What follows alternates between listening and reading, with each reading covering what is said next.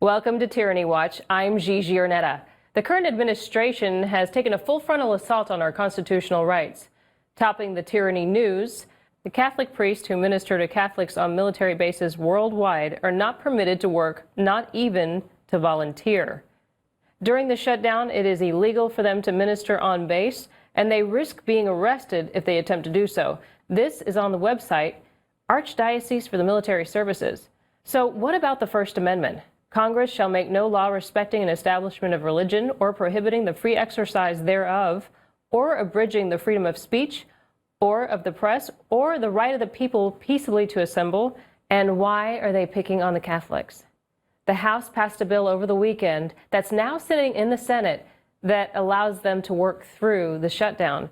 But why does this matter anyway? Why are we having this discussion? What happened to religious freedoms in the United States? And why is it that our Constitution all of a sudden is completely defunct during a shutdown?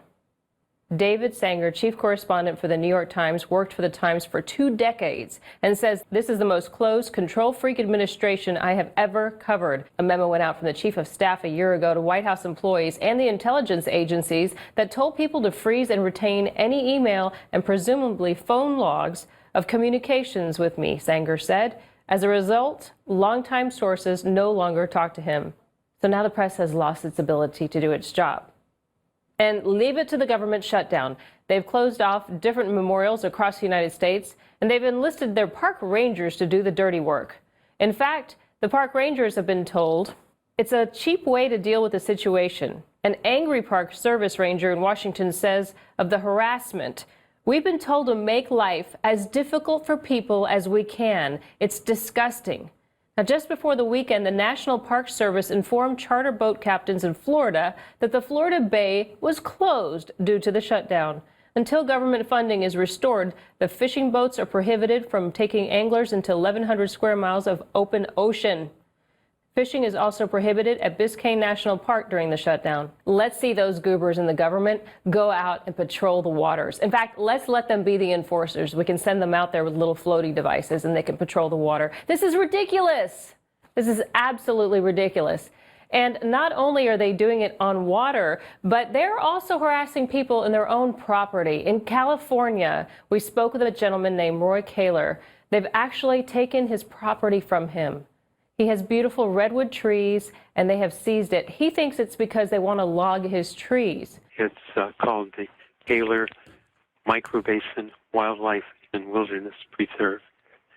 The local county wants me to log 97% of the redwood trees, put in 30 houses, 15 of them being mansions at 7,500 square feet, the balance being at 1,500 square feet. He contacted us and let us know that they are also seizing all his possessions, and they're basically having a yard sale. This is the United States of America. This is what it's turned to.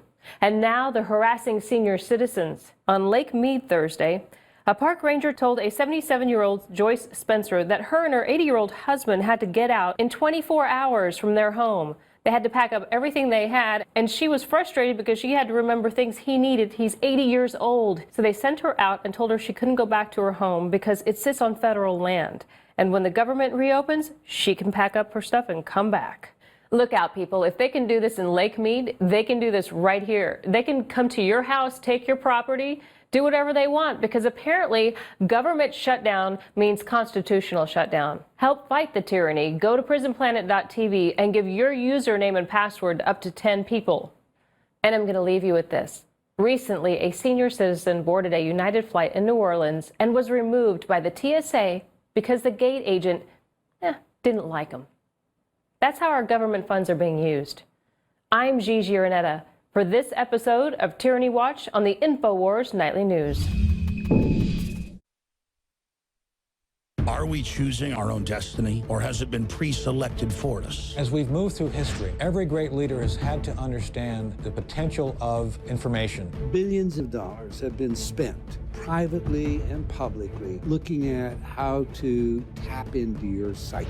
From compulsory state education to the Hollywood media brainwashing machine, we are kept in perpetual bondage to the ideas that shape our actions. When somebody obscures that feedback loop between you observing and testing it out and verifying it, they can take total control of your awareness. All of this is happening so fast, you need to be ahead of the game. How to engineer the opinion of the American people so that they would not only endorse but demand a war. Oh, there's another one. Another plane just hit. State of Mind, because there's a war on for your mind. Get your copy of State of Mind the movie at INFOWARS.com. And remember, every order at INFOWARSstore.com receives a free citizen rulebook.